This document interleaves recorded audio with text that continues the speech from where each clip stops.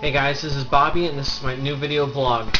Now, this first part is all about the movie The Last Airbender in 3D. I saw the movie with Sarah back in July and it was a truly epic movie.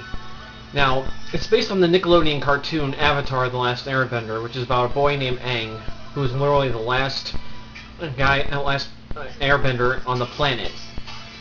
Because his nation was destroyed by the Fire Nation, who are in fact after him.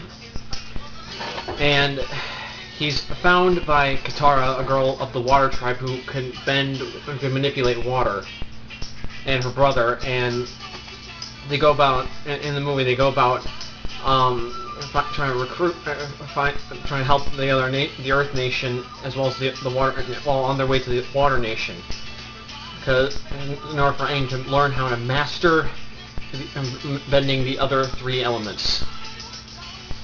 And I gotta say, even though I didn't watch a lot of the cartoon, but I've seen bits of it, I found this movie to be truly epic and amazing. I mean, I really enjoyed the visual effects, and particularly the martial arts action, and combined with the elements, which, as a lot of you know, I'm into the whole elements in martial arts. Pardon me, in elements. I gotta say, it was truly amazing. Definitely a 10 out of 10 for this movie. And I hope they do make the sequel, because I'd like to see Aang learn how to manipulate Earth, which is obviously next, followed by the fire. And I mean, I remember seeing something on the cartoon a while back, some time ago, about what martial arts in particular were bending techniques were based on. And so thinking about that as I watched the movie, it's just really wicked. I liked how, like, the Fire Nation would do like mid-air spin kicks or spinning heel kicks to hurl fireballs at people, and Aang using the wind to both defensively and offensively, especially with his staff, which became a glider for him to fly around on. When he wasn't using that giant creature whose name I can't remember. I gotta say, it was pretty wild. And actually, that day I saw a total of 16 Mustangs. Now, not much happened at the mall, of course, other than the fact that we saw FYE had been turned into a Christmas store.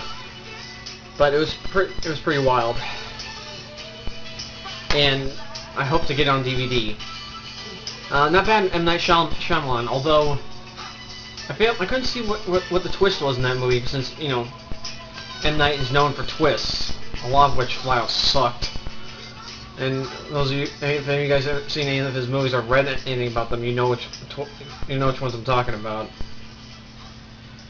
Now, this past summer, two really big guys, important people died. That'd be George Steinbrenner and Bob Shepard of the New York Yankees.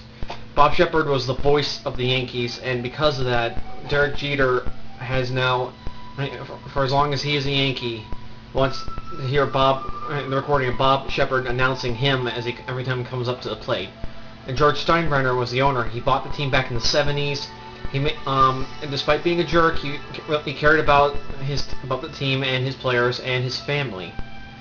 And he was a really great manager, a great owner. I mean, he was the reason why we got awesome players like Reggie Jackson and Derek Jeter, and we had great coaches like managers like Joe Girardi and Joe Torre, and we won a ton of World Series under him. And even though we didn't make it to the World Series this year, I am still proud to be a New York Yankee fan by blood. Like Jay-Z says in Empire State of Mind, I bleed blue, which is what I tell a lot of people. But George and Bob will definitely be missed. My feelings go out, my condolences go out to the families. Viva los Yankees!